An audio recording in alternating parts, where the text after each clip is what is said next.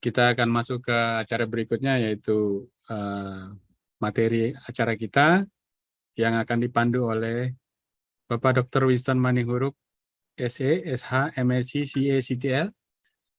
Saat ini beliau adalah Direktur Utama Halo Pajak, pendidikan beliau D3 Akuntansi Sekolah Tinggi Akuntansi Negara Jakarta. S1 beliau dari Fakultas Ekonomi Universitas Indonesia, S2 beliau dari FISIP Universitas Indonesia, S3 Manajemen Keuangan Universitas Pajajaran. Pengalaman beliau, fungsionaris pemeriksa pajak, Kepala Seksi Banding, Kepala Seksi PPh Badan, dan Kepala Seksi Pengawasan dan Konsultasi DJP dari tahun 1991 hingga 2011.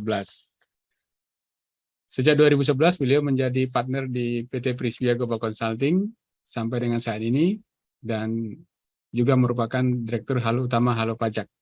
Kepada Pak Winston Manihuruk, waktu dan layar kami serahkan, Pak, untuk pemandu. Terima kasih Pak Sahata. Selamat pagi, salam sejahtera untuk para peserta webinar, khususnya para pelaku usaha UMKM. Izinkan kami untuk menyapa terlebih dahulu narasumber kita pada webinar kali ini. Yang kami hormati Menteri Koperasi dan UKM, dalam hal ini diwakili oleh Ibu Irene Suryani. Yang kami hormati Kepala Dinas Koperasi UKM Provinsi Jawa Timur, dalam hal ini diwakili oleh Bapak Sutarto. Yang kami hormati Dekan Fakultas Ekonomi dan Bisnis Universitas Airlangga. Yang kami hormati Bapak Profesor John Hutagaul selaku Kepala Kantor Wilayah DP Jawa Timur 1, dan yang kami hormati para narasumber kita atau pemateri kita pada webinar kali ini adalah yang pertama Ibu Elia Mustikasari, yang kami hormati Bapak Abdul Muiz dan Bapak Rian Duana, yang kami hormati Ketua IAI Jawa Timur Profesor Basuki M.Com, para hadirin sekalian peserta webinar yang berkenan untuk mengikuti webinar pada hari ini. Sebagaimana sudah disampaikan sebelumnya bahwa topik webinar kita pada hari ini adalah aspek perpajakan dan akuntansi serta digitalisasi untuk UMKM. Dalam sesi ini kita akan bagi dalam dua bagian. Pertama nanti akan kita lakukan sesi penyampaian materi yang akan disampaikan oleh para pemateri kita. Masing-masing nanti pemateri kami harapkan bisa menyampaikan materinya masing-masing dalam 20 menit supaya kita cukup waktu untuk tanya jawab. Dan nanti setelah selesai sesi penyampaian materi kita akan masuk ke tanya jawab. Para peserta webinar yang kami hormati, materi kita pada webinar hari ini kita bagi tiga. Yang pertama nanti tentang standar akuntansi keuangan untuk UMKM yang akan dibawakan oleh Ibu Elia Mustikasari, dan bagian kedua nanti penyampaian materi tentang perpajakan dan sosialisasi Undang-Undang HPP UMKM, dan nanti bagian ketiga adalah digitalisasi marketing dan branding untuk UMKM yang akan dibawakan oleh Bapak Rian Duana. Untuk sesi pertama, ini akan dibawakan oleh Ibu Elia Mustikasari. Izinkan kami untuk membacakan CV daripada Ibu Elia Mustikasari ini. Ibu Elia Mustikasari ini adalah dosen Fakultas Ekonomi dan Bisnis Universitas Airlangga, dan beliau juga merupakan Wakil Ketua 2 Ikatan Akuntan Indonesia Kompartemen Akuntan Pajak. Dan Ibu Elia Mustikasari ini sudah banyak memperoleh penghargaan, ya, baik penghargaan di dalam negeri maupun penghargaan dari luar negeri, khususnya dalam paper-paper atau tulisan-tulisan yang telah Ibu Elia terbitkan. Untuk tidak berlama-lama, kami akan mempersilahkan kepada Ibu Elia untuk menyampaikan Materi yang pertama tentang standar akuntansi keuangan untuk UMKM. Kepada Ibu Elia silakan, Bu, kami berikan waktu dan layar. Baik, terima kasih. Bismillahirrahmanirrahim. Assalamualaikum warahmatullahi wabarakatuh. Salam sejahtera bagi kita semua, Bapak Ibu semua. Yang terhormat Bapak Menteri Keuangan dan Menteri Koperasi dan UMKM yang dalam hal ini diwakili Ibu Iren yang sudah meninggalkan virtual room kita kali ini. Kemudian Bapak Profesor John Hutagawa, Kepala Kanwil DJP Jatim 1, yang beliau juga Ketua Kompartemen Akuntan Pajak ya, IAI. Kemudian Ibu Andromeda, Kepala Dinas Koperasi dan UMKM yang dalam hal ini diwakili oleh Bapak Sutarto. Kemudian karena saya lihat Pak Basuki tidak hadir ya, Bu Dekan juga tidak hadir. Ada Pak Winston ya, dalam hal ini beliau menjadi moderator sekaligus menjadi Direktur Utama Halo Pajak. Kemudian ada Bapak Fidelis, pengurus IAI Jatim. Pak Sahata Edisi Temorang sebagai host dan Bapak Muiz ya, Abdul Muiz, salah satu narasumber yang lain, dan Bapak Ibu peserta yang saya muliakan. Pagi ini kita akan berdiskusi sedikit tentang hal-hal yang berbau UMKM ya. Dalam hal ini tugas saya adalah menguraikan atau menjelaskan serba ringkas gitu ya tentang UMKM. Baik, saya izin share dulu untuk materi UMKM saya.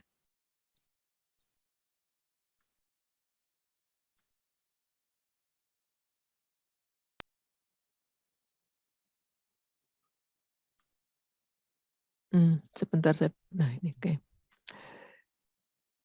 Sudah terlihat ya Bapak Ibu, suara saya juga bisa Bisa didengar? terlihat, Bu. Iya, Sudah terima jelas kasih. suaranya. Oke, terima kasih.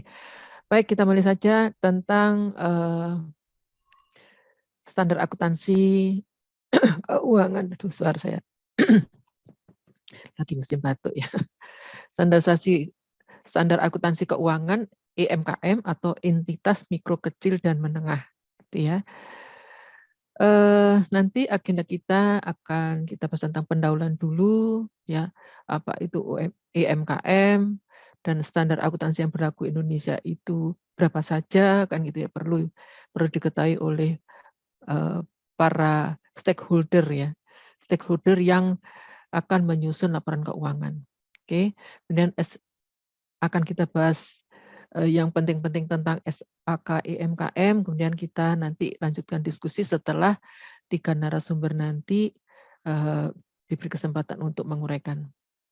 Baik, tentang pendahuluan. Nah, ini kenapa saya kasih ini? Karena yang mengikuti seminar ini saya harapkan banyak peserta UMKM gitu ya. Tidak diwakili, tapi juga selain UMKM ada mahasiswa, ada siapapun yang berkepentingan terhadap standar akuntansi EMKM. Nah, kalau saya mulai langsung apa itu SAK, itu mungkin saya tidak bisa memberikan bagi mahasiswa atau orang-orang yang sudah mengenal akuntansi, standar EMKM atau SAK itu merupakan hal yang bisa dipahami. Tapi bagi Bapak Ibu yang berkecimpung di UMKM, mungkin ini baru pertama kali atau mungkin belum paham tentang apa itu laporan keuangan, ya kan? Nah, sekarang ini adalah saya tayangkan contoh laporan kinerja atau laba rugi. Kenapa saya berangkat dari contoh dulu? Supaya Bapak Ibu mempunyai gambaran sebenarnya seperti apa sih gitu ya laporan keuangan yang dituntut oleh lingkungan itu bisa Direktorat Jenderal Pajak, ya, yang eksternal itu dari bank yang akan meminjami kredit Bapak Ibu, ya, atau dari pihak-pihak lain yang membutuhkan informasi tentang kinerja UMKM yang sudah dijalankan di Indonesia. Ya. Nah, bentuk laporan laba ruginya ini yang paling sederhana dari perusahaan jasa ya. Nah, perusahaan jasa itu, jadi yang penting Bapak itu harus menghitung berapa sebenarnya laba. Laba itu adalah selisih antara pendapatan dan istilahnya beban Bapak Ibu. Kenapa kok bukan biaya? Karena di dalam akuntansi beban dan biaya itu sesuatu yang beda. Kalau biaya itu di masa yang akan datang dalam satu periode normal, yaitu 1 tahun, itu masih mempunyai manfaat. Jadi misalkan uang muka apa gitu ya, uang muka sewa rumah. Saya menyewa rumah 3 tahun, maka biaya dibayar di muka itu saya laporkan nanti di neraca, sehingga karena dia masih mempunyai manfaat, maka boleh dikatakan itu biaya. Nah, nanti pada setiap akhir tahun, biaya sewa yang 3 tahun itu saya laporkan di beban, yaitu sepertiganya. Let's say misalkan saya nyewanya 3 juta, maka saya harus membebankan gitu ya, menjadi beban tahun ini itu sepertiganya karena itu berlaku 3 tahun. Oke, jadi ada sedikit beda istilah tentang beban dan biaya. Nah, jadi yang dimasukkan di sini adalah beban yang maksudnya beban itu yang memang seharusnya dibebankan di tahun buku sekarang. Dan bukan seperti kalau kita bayar uang muka sewa 3 tahun, 3 tahun dimasukkan semua. Nah, itu nanti nggak matching gitu ya. Jadi ini bentuk laporan keuangan seperti ini sebenarnya sederhana banget ya yang dibahas di UMKM karena memang dibuat sederhana supaya tidak menyulitkan UMKM. Kemudian jika ada pendapatan di luar usaha, ini kan usahanya misalnya jasa servis komputer. Ternyata dia juga punya usaha lain, dia punya tabungan, deposito. Nah, deposito atau apapun yang dia investkan itu mendapatkan penghasilan, maka itu sebenarnya di luar usaha. Ya, kalau yang di luar usaha main bisnisnya itu dilaporkan di pendapatan di luar usaha. Kenapa? Supaya informatif gitu ya. Sebenarnya Bapak Ibu itu usahanya kalau di bidang servis ya, itu menghasilkan laba usaha sekitar 630. Tapi berhubung adanya usaha lain, Ibu mendapatkan tambahan 120 juta. Nah, untuk mengukur kinerja power atau kemampuan Bapak Ibu menghasilkan laba itu diukur dari jasa utamanya dan sampingannya. Karena sampingannya ini kadang muncul, kadang enggak kan gitu ya. Oleh karena itu harus dipisahkan. Nah, semacam ini kan ini harus diatur dalam standar akuntansi keuangan. Nggak bisa kita semau gue gitu ya. Menyusun laporan keuangan yang penting orang ngerti, nggak bisa kayak gitu. Karena kita satu bahasa dalam menyusun laporan keuangan. Baik, ini contoh dari neraca ya. Neraca sebentar nih saya turunkan dulu. Oke. Nah, neraca ini tampilannya gitu ya. Ini bisa disusun secara mendatar begini ya, horizontal, di mana aktiva sebelah kiri, pasiva sebelah kanan. Tapi Bapak Ibu juga boleh menyusun secara vertikal, di mana aktiva di atas, pasivanya di bawah. Jadi tidak harus seperti ini. Ini hanya untuk memudahkan. Nah, aktiva ini menggambarkan seperti neraca harus seimbang. Aktiva itu adalah aset atau harta. Ya, Bapak Ibu kalau punya usaha gitu ya, Bapak Ibu harus memisahkan misalkan sudah niatkan untuk membuka usaha misalkan makanan gitu ya. Membuat makanan oleh-oleh khas Surabaya, lapis Surabaya misalkan gitu ya. Nah, harta yang Bapak Ibu gunakan untuk bisnis itu harusnya sudah terpisah, tidak campur aduk dengan harta pribadi. Kalau sudah diniatkan membuka bisnis lapis Surabaya gitu ya, modal awal misalkan disisihkan sekitar 10 juta. Oke, 10 juta itu dalam bentuk kas. Nah, kas itu nanti dibelanjakan peralatan oven, peralatan bungkus dan sebagainya, kemudian sewa toko dan sebagainya.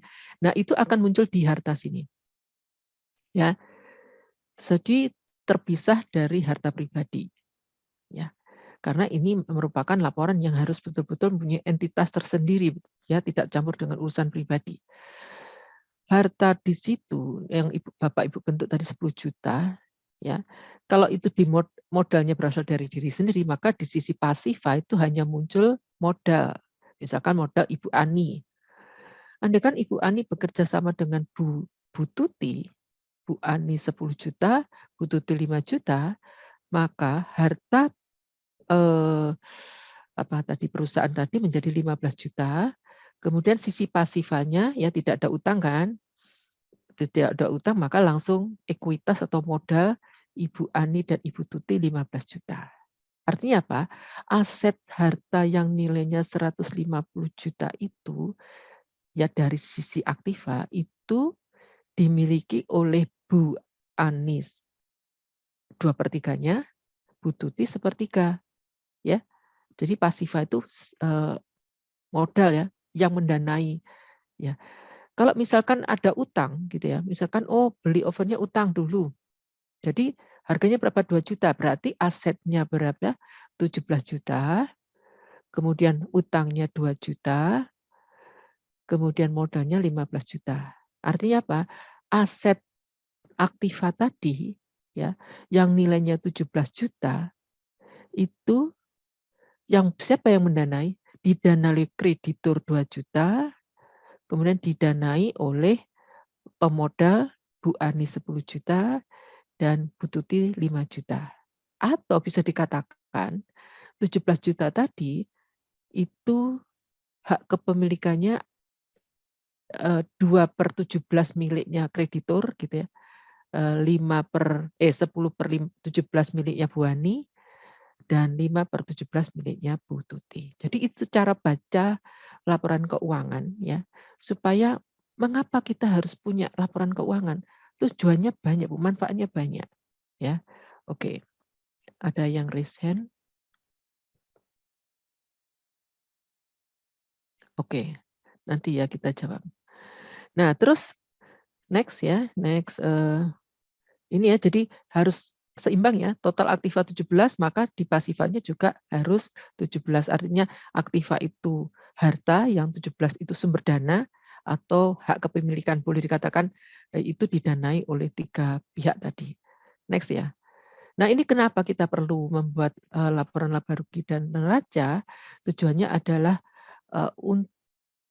selain untuk mengukur kinerja diri sendiri, sudah baikkah saya, sudah sehatkah keuangan saya, bagaimana dengan perjalanan bisnis saya, ya, kemampuan saya untuk menghasilkan laba itu berapa, itu semua dari laporan keuangan.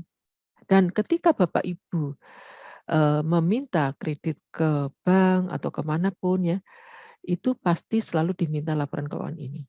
Karena itu mengukur keberlangsungan atau daya atau kemampuan Bapak Ibu menghasilkan profit untuk membayar hutang tadi. Ya, itu dilihat dari laporan keuangannya. Jadi posisinya sangat penting.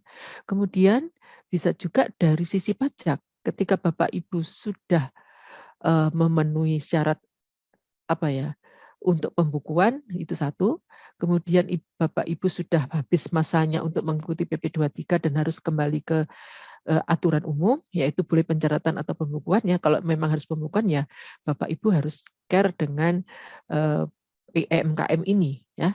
Oke, nah kenapa kas di atas ini namanya akun ya, kas, bank, surat ini akun namanya. Nah, kenapa ini seperti ini modelnya ya? Bagaimana cara mengukur kas, persediaan dinilai dengan nilai apa? Itu semua diatur di SAK. Standar Akuntansi Keuangan. Itu ya Bapak Ibu ya. Oke. Nah, ini mesti macet ya.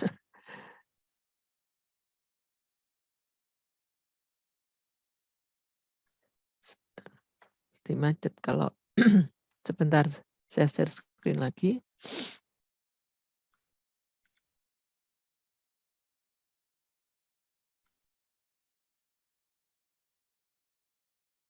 Oke. Nah, ini adalah ya, kalau kita berbicara SAK tadi, jadi semua laporan keuangan itu tunduk pada pedoman gitu ya. Karena kalau tidak menggunakan pedoman, laporan keuangan itu bisa disusun semau gue ya, nggak bisa dibandingkan nggak bisa dianalisis gitu ya, dasarnya tidak sama. Oleh karena itu perlu pedoman gitu. Nah, yang namanya standar akuntansi keuangan. Standar akuntansi keuangan itu yang berlaku di Indonesia itu ada 2 institusi yang mengeluarkan. Yang pertama Ikatan Akuntan Indonesia yang merah ini IAI, dan yang kedua KSAP. Ya, nah Ikatan Akuntan Indonesia mempunyai, jadi kita punya 5 pilar ya, SAK besar istilahnya, kemudian SAK syariah, SAK etap yang sebentar lagi digantikan SAK entitas privat, ya, ini diganti dan itu berlaku tahun 2025. Kemudian satu lagi SAK EMKM. Ya, kita enggak usah membahas yang lain-lain, ini hanya sekedar pengetahuan saja bahwa sebenarnya SAK kita itu ada 5 pilar, ya, yang untuk akuntan pemerintahan, ya akuntansi pemerintahan yang mengeluarkan sendiri, ya. Nah, yang kita bahas, kita fokus pada SAK EMKM, yang ini berlaku efektif sejak 1 Januari 2018. Nah, sebenarnya SAK EMKM itu awalnya kita semua menerapkan SAK etap seperti yang dijelaskan oleh Pak Sutarto tadi. Ya, karena dirasa SAK etap itu masih rumit ya dan menyulitkan para pelaku UMKM, maka ini SLK EMKM ini dibuat khusus untuk memudahkan para pelaku UMKM supaya tidak terhalang hanya karena ketidakmampuan untuk menyusun laporan keuangan, menjadi tidak punya laporan keuangan gitu ya. Oleh karena itu di SLK EMKM ini memang khusus untuk ekonomi UMKM. Ini kok ini ngadat lagi ya. Sebaiknya tidak saya ini aja ya. Tidak saya slideshow supaya mudah. Sebentar. Kalau di slideshow selalu begitu. Oke. Tidak perlu slideshow ya, supaya mudah. Oke, saya sharing lagi.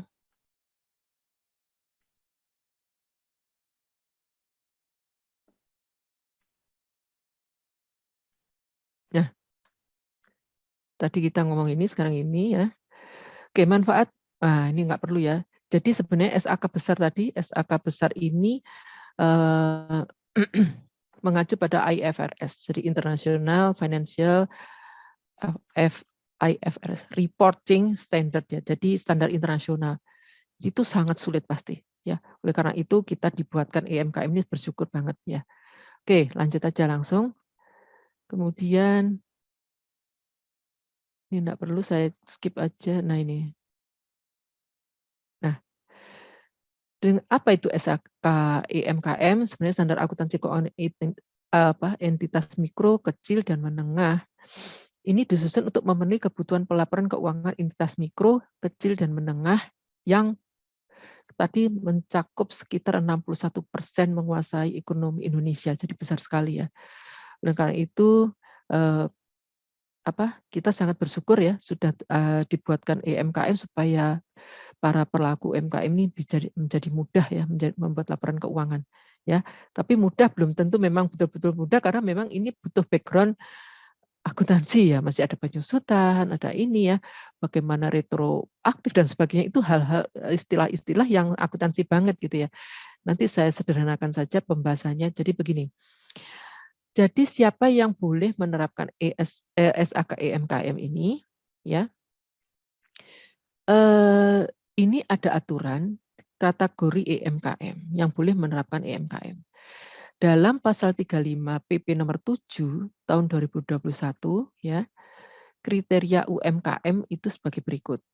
Jika kalau dia mikro memiliki modal usaha ya tidak termasuk tanah dan bangunan, paling banyak 1 miliar. Modalnya paling banyak 1 miliar tanpa tanah dan bangunan, atau memiliki omset ya, hasil penjualan tahunan sebesar paling banyak 2 miliar. Nah, kalau lebih dari 2 miliar itu sudah masuk di kategori berikutnya, itu kategori kecil, ya. Kategori kecil memiliki modal usaha, ya juga tidak termasuk tanah dan bangunan, sebesar di atas 1 miliar ya, sampai dengan 5 miliar. Atau memiliki omset tadi, ya, omset tahunan sebesar 2 miliar sampai dengan 15 miliar. Itu kategori kecil.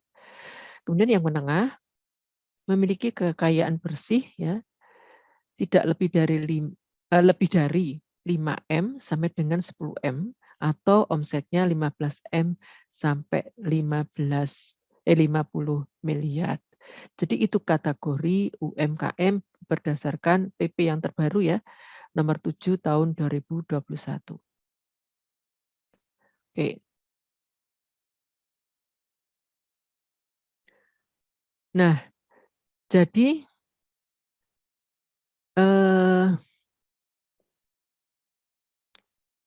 ini jadi maksudnya di sini usaha mikro dan kecil dapat bankable sehingga mendapatkan akses pendanaan dari lembaga keuangan ya. Kalau Bapak Ibu sudah menyusun laporan keuangan sesuai dengan IMKM, biasanya yang diminta oleh bank itu ya, atau dari sumber-sumber dana yang lain ya, maka biasanya laporan keuangan itu diminta dari setelah menerapkan IMKM. Oke. Kemudian siapa yang boleh menerapkan IMKM ini ya? Menurut amanah Undang-Undang Pasal 29 ayat 1 nomor 1 tahun 2013 tentang lembaga keuangan mikro, masyarakat mensyaratkan agar lembaga keuangan mikro melakukan dan memelihara pencatatan dan atau pembukuan keuangan yang sesuai dengan SAK yang berlaku. Karena SAK yang berlaku IMKM, maka wajib menerapkan IMKM. Kemudian tadi bagi BP yang sudah tidak lagi diperkenankan menerapkan tidak diperkenankan menerapkan PP 23 karena jenis bisnisnya, atau yang waktunya sudah habis penerapannya 3, 4, 7 tahun tadi, gitu ya, maka harus kembali ke aturan normal. Aturan normal artinya kalau omsetnya masih di bawah 4,8 dan itu bagi WPOP, masih boleh menggunakan pencatatan. Tapi kalau dia sudah melebihi 4,8 miliar, maka wajib pembukuan. Sementara untuk yang badan wajib pembukuan. Gitu ya. Jadi kembali ke aturan normal. Ya, tidak menggunakan PP 23 lagi. Yang final maksudnya gitu. Nah, standar akuntansi EMKM ini akan saya buka satu persatu. Saya kira latar belakangnya kita tahu ya, karena jumlah UMKM di Indonesia itu sangat besar ya. Tadi sudah disebutkan sekitar 61% ya. 64 jutaan gitu ya, yang menguasai perekonomian Indonesia. Kemudian tujuannya adalah membantu UMKM menerapkan SAK yang lebih komprehensif ya, SAK lain selain etap yang lebih komprehensif dan memudahkan pastinya. Oke. Oke. Nah, siapa tadi ya? Nah, jadi yang boleh menerapkan etap ini adalah UMKM yang memenuhi persyaratan tadi, yang mikro, kecil, kecil, menengah ya, kalau setidaknya 2 tahun terakhir berturut-turut. Jadi boleh modalnya, salah satu ya. Kalau modalnya sudah melebihi, tapi omsetnya belum, maka dia harus masuk ke kualifikasi berikutnya. Jadi minimal dia 2 tahun berturut-turut memenuhi persyaratan itu, atau memang otoritas di lingkungan, misalnya Kementerian Koperasi membolehkan ya, walaupun tidak memenuhi persyaratan itu, tapi otoritas mengizinkan, maka diperbolehkan menerapkan SAK IMKM.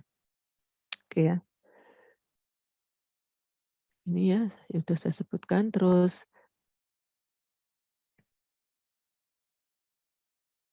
nah ini ya, jadi jika diizinkan oleh otoritas ya, maka diperbolehkan menerapkan IMKM. Sekarang langsung saya bahas tentang konsep dan prinsip pervasif ya.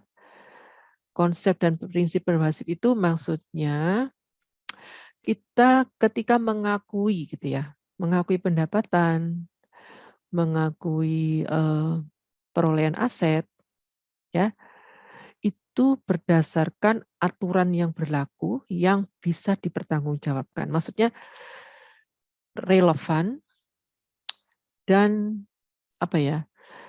Pervasif itu artinya bisa diterima umum ya, diterima umum banyak. Jadi bukan asal ngukur dan bukan asal ngakui loh, gampangnya gitu bahasanya, ya. Jadi kalau kita ngakui itu ada dasarnya, ya. Dia harus bisa dipertanggungjawabkan gitu ya. Dan harus makanya SAK ini meliputi konsep prinsip pervasif yang berterima umum, bisa diterima oleh siapapun. Ya, nggak asal ngukur, nggak asal ngaku. Ya, saya mengakui pendapatan nih 1 miliar. Bener nggak 1 miliar gitu ya? Apa dari mana angka 1 miliar itu berasal? Itu namanya ngukur, ya. Atau kapan saya mengakui itu pengakuan ya. Ya apakah itu hak saya atau bukan? Nah, itu namanya pengakuan. Oke ya. Jadi konsep pervasif itu konsep yang bisa diterima umum oleh banyak pihak yang bisa dipertanggungjawabkan dan menggunakan data-data yang relevan ya, yang bisa dipercaya, oke? Nah, yang pertama dasar pengukuran ya. Enaknya kalau di EMKM itu menggunakan biaya historis. Historis itu maksudnya ketika Bapak Ibu memperoleh aset, oke tadi ya si Bu siapa tadi Bu Ani mendirikan usaha oleh-oleh ya, oleh-oleh lapis Surabaya kan gitu ya. Menggunakan misalkan okelah kalau saya sudah niat buka bisnis ini saya sisihkan modal sekitar 300 juta misalkan gitu ya. Nah, 300 juta itu salah satunya adalah aset mobil bekas milik Bu Ani. Gitu ya. Mobil bekas milik Bu Ani ini sudah dipakai sekian tahun gitu ya. Harga pasarnya sekian gitu ya. Misalkan let's say misalnya mobil itu Toyota gitu ya. Sudah dipakai 5 tahun tapi harga pasarnya sekitar masih di tahun itu sekitar 60 juta misalkan gitu. Nah, karena mobil ini sudah dipisahkan dan digunakan dipisahkan ya kekayaannya dari harta pribadi Bu Ani dan menjadi aset perusahaan, maka ini kan harus dinilai, ya kan? Nah, yang dimaksud dengan historis tadi itu berdasarkan aset nilai perolehan, kalau bisa berdasarkan untuk aset pada saat nilai perolehan. Nilai perolehannya waktu itu dibeli dengan harga 80 juta. Padahal harga pasarnya berapa tadi? 60 juta. Kalau kita menggunakan konsep historis, ya, maka agak sulit ya. Maka 80 juta tadi menjadi dasar atau mungkin yang 60 gitu ya.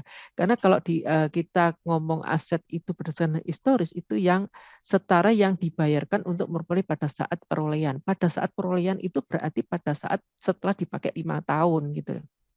Ya. Kalau dipakai 5 tahun kan Bu Ani tidak menyusutkan gitu ya.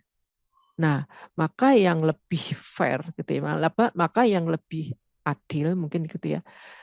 Bapak Ibu bisa menggunakan harga pasar tadi untuk mengakui mencatatkan mobil tadi di laporan keuangan yang mana?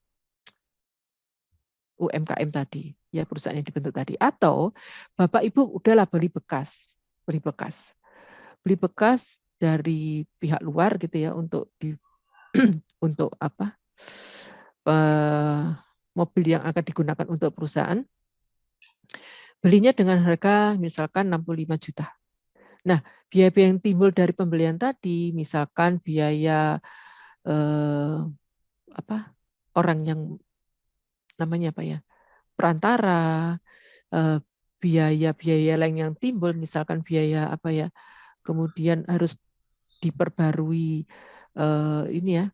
Jadi biaya-biaya yang timbul ketika Bapak Ibu memperoleh mobil tadi itu menjadi nilai perolehan aset baru tadi, ya. Jadi Ibu Elia, dalam waktu kita sudah habis Bu. Mohon izin kalau bisa disampaikan inti-intinya saja Bu supaya kita cukup waktu untuk tanya jawab. baik. Ya, memang banyak banget Pak. Baik. Jadi seperti itu ya. Jadi nilai perolehan adalah nilai pada saat Bapak Ibu membeli aset atau pada saat Ibu mendapatkan penghasilan atau kemudian liabilitas juga hutang ya, liabilitas itu hutang, itu dilaporkan setara dengan yang kita bayarkan ya, yang kita akan bayarkan. Nah, saya kira yang paling perlu adalah itu Pak. Jadi konsep biaya historis yang melekat pada SAK EMKM.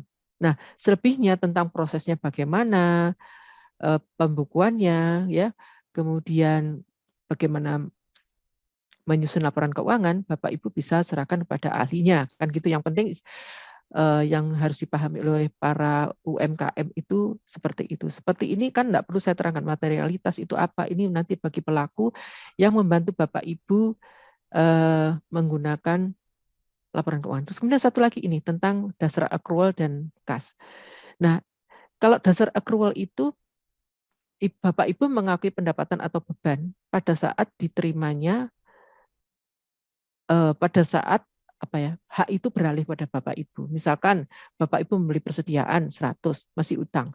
Ya, walaupun masih belum dikeluarkan pembayaran kas, maka persediaan itu kita akui dan kita mencatat sebagai hutang.